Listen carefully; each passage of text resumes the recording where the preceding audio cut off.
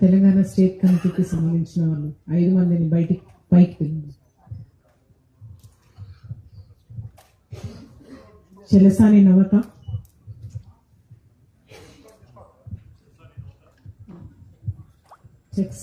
उत्तम अनिल कुमार, काशीपोगु भवानी, बड़से उंगाया, मरवी अडिमे।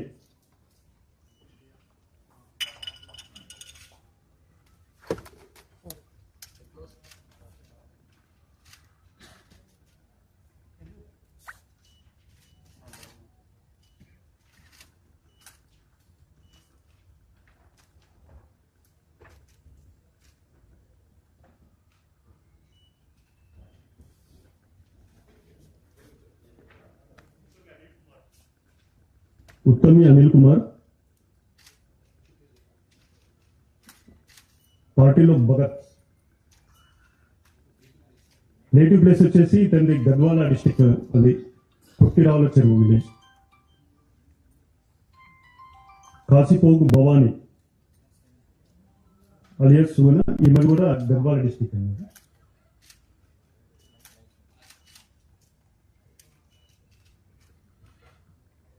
बाड़से उंगయ్య इट వచ్చేసి భద్రాద్రి కొత్తగూడెం డిస్ట్రిక్ట్।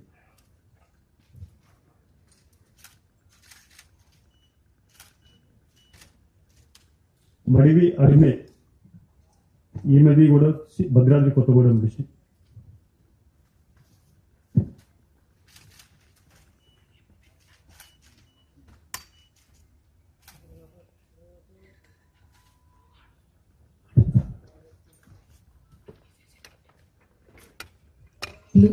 గౌరవనీయులు తెలంగాణ రాష్ట్ర ముఖ్యమంత్రి శ్రీ రేవంత్ రెడ్డి గారిని మాట్లాడవలసిందిగా కోరుతున్నాను।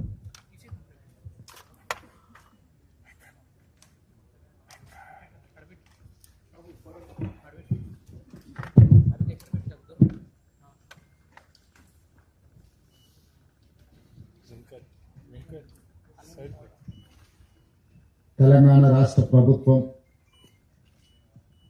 నిషేధిత సంస్థలైన సిపిఐ, మావోయిస్ట్, నక్సలైట్లను,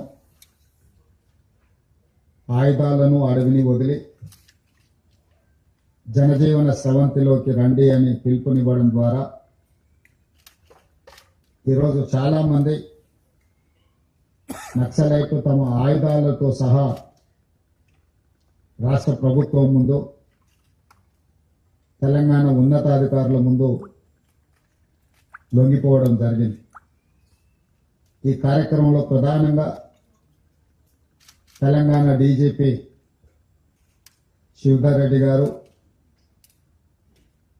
ఐజీ సుమతి గారు, బ్రాండ్ అడిషనల్ డీజీ అనిల్ కుమార్ గారు, additional DG intelligence Vijay Kumar గారు, వివిధ హోదాలలో ఉన్న పోలీస్ అధికారులు ప్రత్యేకమైన కృషి చేసి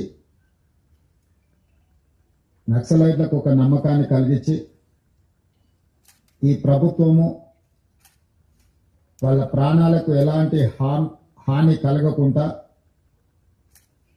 వాళ్ళ ఆరోగ్య భద్రత విషయంలో, ఆర్థిక వెసులుబాటు విషయంలో,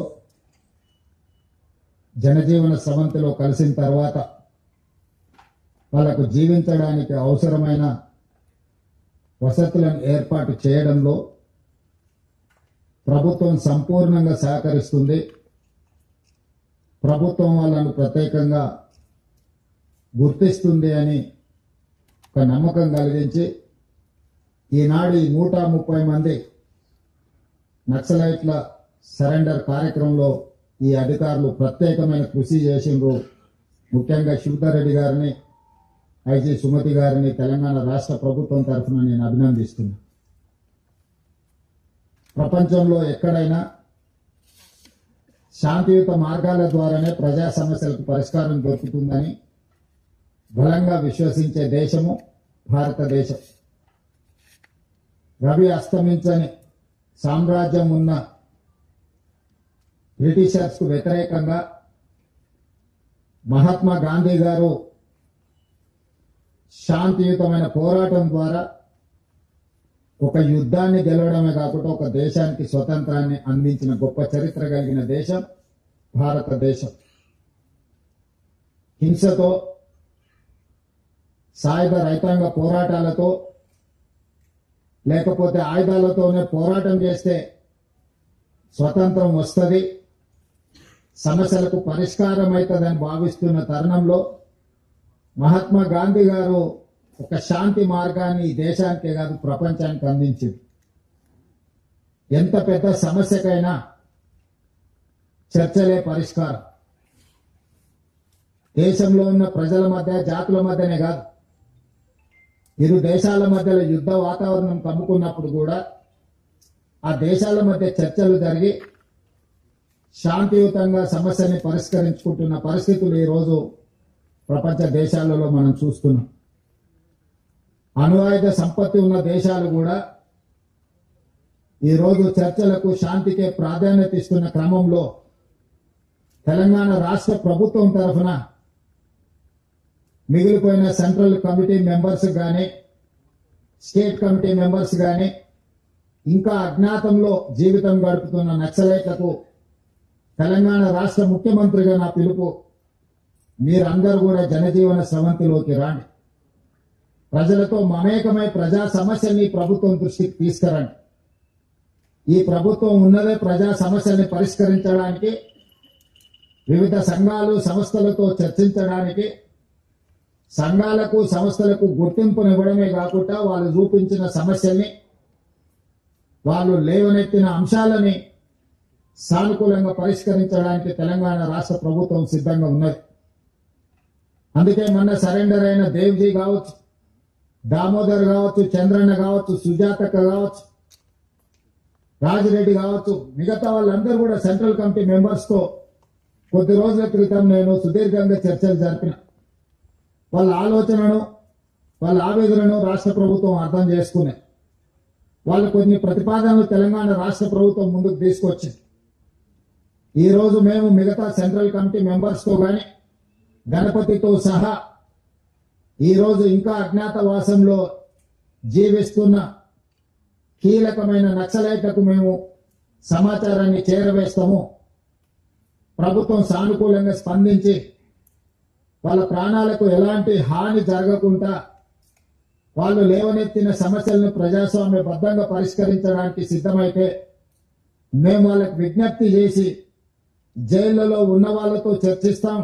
అరెస్ట్ అయి అడవిలో అజ్ఞాతవాసంలో ఉన్న వాళ్ళతో కూడా మేము చర్చలు జరిపి ఈ దేశంలో నక్సలైట్ల యొక్క సమస్యల్ని, నక్సలైట్లు ప్రజల కోసం కొట్లాడుతున్న సమస్యల్ని పరిష్కరిస్తామని విశ్వాసం కల్పిస్తే పూర్తి స్థాయిలో సిపిఐ ఎంఎల్ని మేము రద్దు చేసి ప్రజా జీవితంలోకి వస్తాము అని చెప్పి వారు నా ముందు ప్రతిపాదించడం జరిగింది.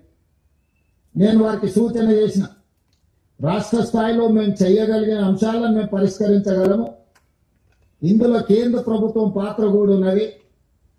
నక్సలిజం అనేది ఒక తెలంగాణ రాష్ట్రానికే పరిమితం కాలేదు. పక్కనున్న ఆంధ్రప్రదేశ్ కావచ్చు, ఒడిశా కావచ్చు, ఛత్తీస్గఢ్ కావచ్చు, జార్ఖండ్ కావచ్చు, మహారాష్ట్రలో కొంత భాగం, కర్ణాటకలో ఇంకొంత భాగం, వివిధ రాష్ట్రాలలో నక్సలిజం వ్యాపించి ఉన్నది. ఇది జాతీయ సమస్య. కేంద్ర ప్రభుత్వంతో మేము మాట్లాడితే గాని